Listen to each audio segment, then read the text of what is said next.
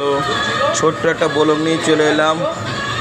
দেখুন মিষ্টির ব্লগ। এটা হচ্ছে ক্রিম রোল লাগানো হচ্ছে, দুধের ক্রিম দিয়ে লাগানো হচ্ছে ক্রিম রোল। দেখুন এটা দুধ চমচম, দেখুন দুধ চমচম লাগানো হচ্ছে, দুধ দিয়ে চমচম হচ্ছে। দেখুন